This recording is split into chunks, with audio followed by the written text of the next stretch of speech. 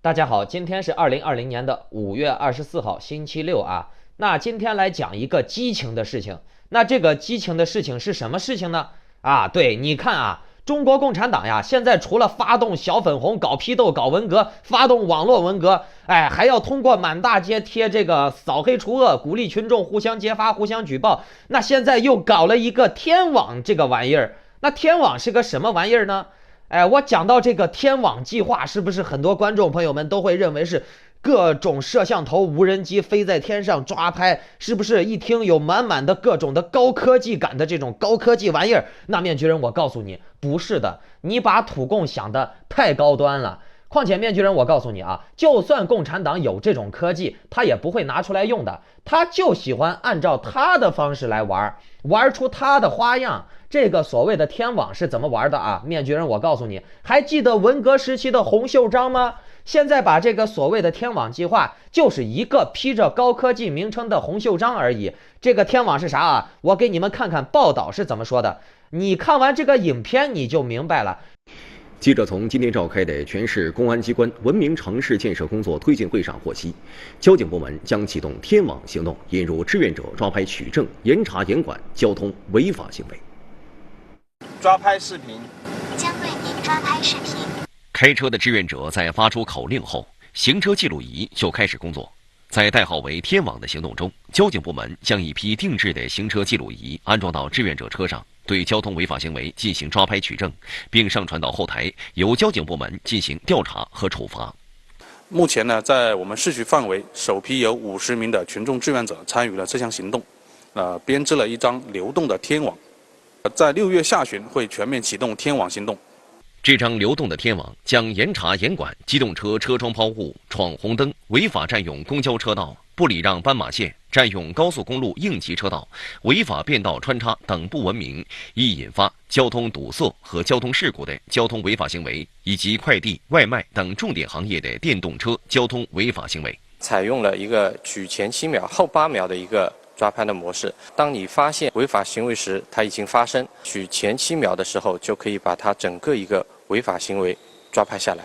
除了实施交通秩序整治提升行动，公安机关还将实施窗口服务形象提亮行动、治安环境整治提优行动和马上赋能提效行动，以实际成效迎接全国文明城市大考。看完了吧？这说白了就是给你车前面装了一个摄像头而已，好让大家互相监控、互相举报，那这就成了高科技的天网天眼了。那这还有文字性的报道，满满的文革风呀！文字性的报道是这样的：变道穿插、车窗抛物、占用公交车道、不礼让行人，这些行为的确可恶。但小编要告诉你一个好消息，苏州将启动天网行动，志愿者流动抓拍取证，严查严管这些可恨的行为。和在固定位置安装摄像头不同，苏州交警启动的天网行动是直接把定制的行车记录仪安装到志愿者们的车上，只要志愿者发出口令，行车记录仪就会开始工作，对违法的行为进行抓拍取证，并上传后台，随后由交警部门进行调查和处罚。志愿者们将对机动车车内抛物、闯红灯、违法占用车道、不礼让斑马线、占用高速公路应急车道、违法变道穿插等不文明易引发交通堵塞，还有交通事故、交通违法行为以及快递、外卖等重点行业电动车交通违法行为进行抓拍取证。那有些人问了，这个他怎么抓拍、怎么取证呢？这个问题问得好。抓拍的模式是用前7秒后8秒，当志愿者发现违法行为喊下抓拍视频的时候，记录仪会自动将前7秒的视频抓拍下来上传系统，由交警部门调查处罚，可谓是天网恢恢，疏而不漏。也就是说，这个记录仪它其实是一直在开着，在监控的，只是说你抓拍了以后，它会自动截取前面的7秒和后面的8秒，懂了吧？那首批50名志愿者已经准备就绪，6月下旬全面启动流动抓拍，共同维护苏州交通秩序。当然了，良好的交通秩序更需要你我共同参与。看到没？这里面说了，是由市民志愿者组成的惩罚者联盟，让这些志愿者来抓拍市民的交通的这种执法行为，相当于把群众、市民变为了监督者，甚至是执法者的角色。那这样子做可不可行呢？那么我们从客观的来说一下吧。面具人呢，我有朋友是在交警队上班的嘛，他们就经常的扣车、收车。有时候呢，雇佣一些临时工收摩托呀、电动车这类的，他们的收入是非常丰厚的。就算是给这些交警当托当狗腿子，一天都能赚个好几百了。当然了，群众来执行这项任务的时候，我们就按照咱们国内的国情来考虑不吹不黑。国内现在大力的在整治电动车吧，还有很多的交通工具现在交通上面的罚款的力度都加大了嘛，对不对 ？OK。那很多时候呢，抓到这些违法行为或者违规行为的时候，是不是要罚款呢？对吧？肯定是要罚款嘛。其实呢，罚款并不是治理社会的目的，而是治理社会的手段，这个没问题吧？大家都认可嘛，是吧？那在中国罚款的这种事情，有没有乱罚款的现象呢？有没有胡乱收费的现象呢？那罚款是否被当做了正当的手段在使用？我相信观众朋友们心里面都有数，对吧？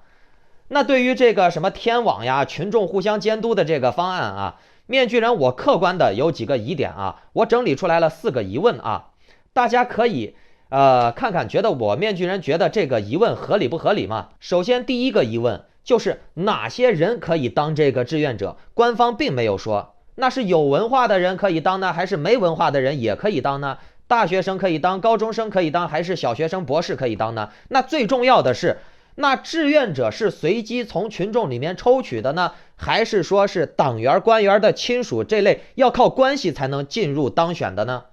那面具人我更倾向于后者，因为在中国你懂的嘛，你干什么事情你没关系、没熟人你就干不了，对不对？不知道在座的各位是怎么认为的？反正面具人我认为是后者，都要找关系才有可能能当这个志愿者的。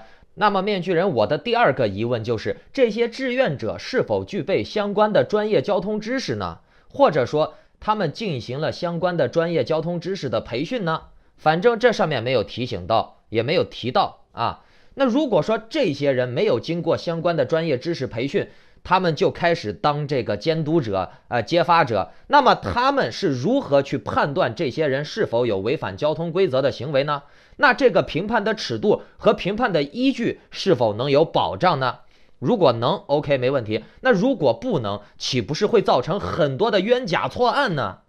那第三个疑问就是监管性，就是说所谓的志愿者在执法的时候、录像的时候，被执行人是否有权观看、观察这其中拍下来的录像？那被执行人是否有知情权？那而且这个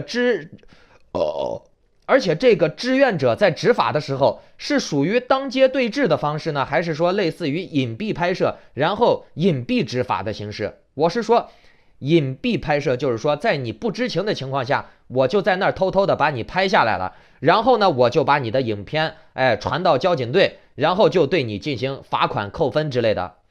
而我看上面的新闻讲的应该是属于隐蔽拍摄的类型，然后就上传给交警的系统里面，然后由交警来调查和处罚的，对不对？那被执行人就完全没有知情权那这又回到了我刚才说的第二点了。如果说这个志愿者专业知识不过关的话，那他抓拍了很多是他认为可以罚款的行为，结果上传上去并不符合罚款的情况的话，那如果有大量的这样的志愿者为了完成任务，上传了很多没有犯规的、看似犯规的，或者上传了主观性的错误的影片，那是不是会造成交通部门的审核压力，增加工作负担，降低工作效率了呢？对不对？那反过来讲，如果说大家都是为了凑数，都在这拍这个视频，然后都上传，如果这种情况过多，那为了提高工作效率，很多在这个临界点的或者是误判的这种情况都被通通认定为该予以处罚，那是不是又会造成了很多冤假错案了呢？对不对？还有第四个疑问就是这个志愿者他是有偿的还是无偿的？面具人，我想问问大家，可不可以想一下这个逻辑？那就是现在中国的经济已经很不景气了吧？大家肯定都是忙着想要多挣点钱，对吧？那生活压力太大了。很显然，如果说是没有报酬的话，那这些志愿者，我想是没有人有那个闲工夫，整天在街上盯着别人拍来拍去的。我就问你们，换你们这样子，不给你报酬，让你在那儿拍来拍去，你愿意不？显然不愿意啊，吃饱了没事干啊。你说偶尔抽个时间来给国家做做义务、做做贡献还行，专门去搞这个，哎，又没有钱赚，谁不要养家糊口了，对不对？那所谓的志愿者的力度就不会太大了，对不对？同样的，反过来说，如果说是有报酬的情况下去搞这个事情，那这个就好理解得多了。那别人因为有钱赚嘛，所以就有积极性了。可是呢，问题又来了，你说这种报酬的方式该怎么计算呢？如果是按照底薪来算的话，很容易造成人家渎职混日子，对不对？那反正我拍不拍，抓不抓到人，反正就有那么多工资拿，随便拍2个人混2下日子就对了，对不对？那这个方案肯定是行不通的。那换过来想一下，如果是说按照有任务量或者是拿提成的方式，那这就更可怕了。这就会造成所谓的这些志愿者啊，一个个如狼似虎的恶狗扑食般的，去抢占这个市场，然后天天就在那里拍，就在那里蹲点儿，看谁稍微有点犯规的倾向，就直接给你拍下来，好拿回去领赏。那这又回到我第3个疑点了。你大量的把这些疑似或者你主观的认为可能会犯规的人员弄到交警队里面，结果呢，就是要么增加了工作量、工作审查的这个难度，要么你要为了提高这个效率的话，那管他是不是犯规了，只要看起来像，通通的一并处罚，造成冤假错案，对不对？那你说现在推出这个玩意儿到底是干啥呢？那你说让老百姓并没有工作经验和从业经验，并不具备相关的专业知识的这些人来担任这个监督者和执法者的这么一个角色，那他的这个效率和他的这个完成度、公平性都是有存疑的呀，对不对？而且这还是在苏州。实际上呢，这就是对老百姓的一个驯化的过程，在大家心里面种下一颗种子，训练老百姓互相举报的意愿。你看啊，从官场到职场，从职场到社区，从社区到交通啊，现在都在鼓励大家互相监督、互相检举、互相揭发、互相举报，顺便呢，使用这个爱国主义情怀、守护公共秩序等相关的爱国公益心态来操弄老百姓的善心，让老百姓认为这是一件正义的事情。那正义的事情就应该由公职人员来办，但是在共产党国家，党大于法。你只要是共产党，你就是老子，你就是王爷，你就是神啊，知道不？你说的话就是王法，老百姓没有办法去反抗，你说啥就是啥。你说我犯法了，那我还能不承认，对不对？啊，确实呀。那维护社会治安，这本来是个正义的事情，可是你看现在这些个城管、交警、警察，他们还是在维护社会的正义吗？他们还是在维护社会的治安吗？反正我所了解到的这些交警啊这类人，他们现在啊1个月3、4千的工资能干啥？但是你看一个交警大队的队长，几百万的身家，甚至上千万，你觉得他光拿死工资，他能赚到这么多钱吗？他哪来的这么多钱？一个电动车就能罚2000块钱呀，老百姓受得了吗？而且我刚才说了那几个疑问，你认为可以完美的解决吗？国外这边的专业的执法人员啊，他就是专业的执法人员，有相关的从业资格和从业经验。你让这些所谓的平民老百姓来充当执法人员，本来就是不科学的事情。而且你说国外的罚款贵，国外人家收入有多高？你要看罚款占你所收入的比例是多少。哎，中国人满共1个月就赚2、3千、3、4千块钱，你一下子罚他个2、3千、3、4千，他这1个月没吃没喝了，不活了，是不是？那又要去借钱，一借钱又成负债了。你让这些所谓的平民老百姓啊，怎么过日子，对不对？就像我刚才讲的，这些个民兵儿，这些个义务工作者，这些个志愿者，他又不具备专业知识，没有工作经验，他怎么可能可以把这个法执好呢？对不对？其实这个事情啊，说实话，我们也没必要深究了。为什么？你们每次看到党的新闻，你要有自己的判断力就行了。面具人，我告诉你们，这个所谓的天网志愿者，绝对不是你所谓的、你认为的普通老百姓就是能去参加的啊！这习大大跟苏州是有仇呢，什么健康码、数字货币、天网，互相举报，都是先拿苏州开刀。哎呀，可怜了苏州老百姓了。而且面具人，我细思极恐了一下啊，我想到了更恐怖的事情，那就是如果这种互相举报、这种志愿义务的人啊，去监督别人、揭发别人的系统一旦成立啊，是很可怕的事情。你想一下，因为现在国家建立了统一的大数据库嘛，那公安、交通、金融、个人隐私这些数据通通可以串通联网的，国家有统一的数据库，这些数据都是可以互相响应和打通的。那健康码、数字钱包这些东西都是可以连接到一起的。那就是说，有人举报你了，系统就可以自动收录，然后二话不说判定你违法，然后你的码直接变成红码，先把你锁定了再说，先限制了你的行动再说。那没办法呀，现在走到哪儿都要扫健康码、市民码，对吧？然后呢，你哪儿都去不了，你是不是必须要去处理你这个案件？不然你连人身自由都没有，因为你红码，你哪儿都去不了。甚至呀，你以后啊处理你的案件、处理你的违法交通呀这些事情都不用去交警队处理了。哎，党肯定给你说，哎呀很方便，再加一个 APP 一键搞定，码先变红码，然后你自己的数字钱包把钱一扣，付了罚款以后，你的码才能变绿码，你才能正常出行，懂了没？那这样想明白了不？那以后啊，人们的资产数字化了以后，共产党就可以100%的控制老百姓的行为。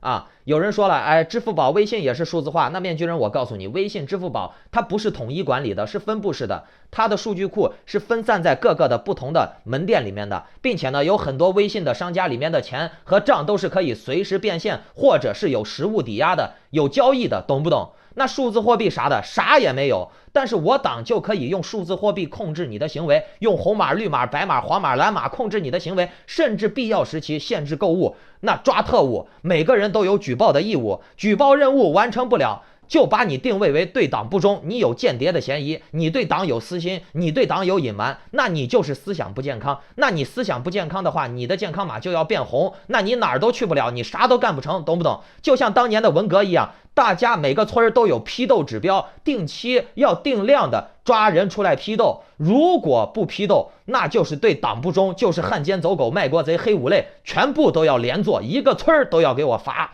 光批斗还不行，批斗的不够狠，你就是欺骗我党，欺上瞒下，敷衍了事，罪加一等，懂不懂？你别觉得文革没有来，现在的这些交警啊、警察呀都有罚款任务，哎，你们也知道吧？大家这些交警、城管，哎，都有任务的。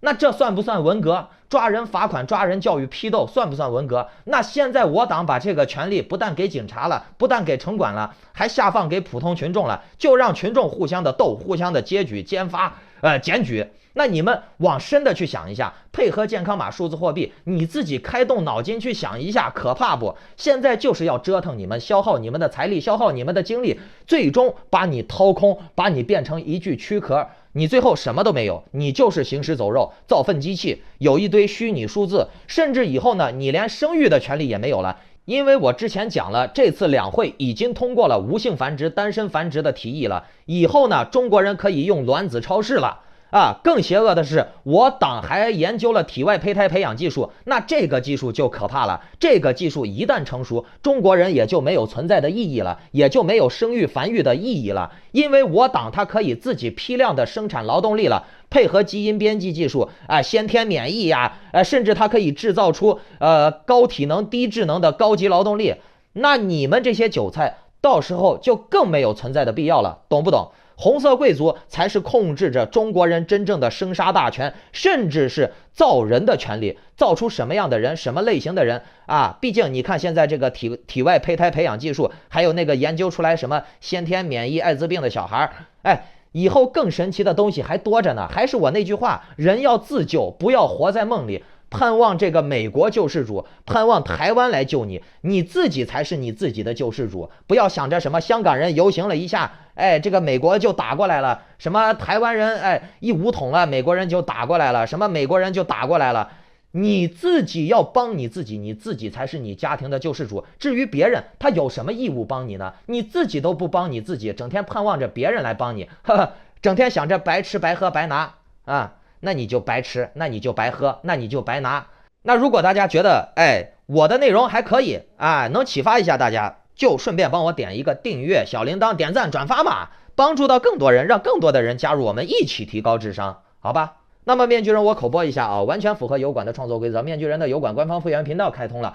如果想要看到更多关于政治和黑学、心理学、家庭教育类的节目，欢迎加入面具人的会员频道。那本月是开放月，开放月过去了以后，差不多就是这个月25号或者月底，那有些视频你就只能在会员频道看到了，并且面具人也想通过您对会员频道的支持，真金白银的帮助到大陆人、香港人、台湾人。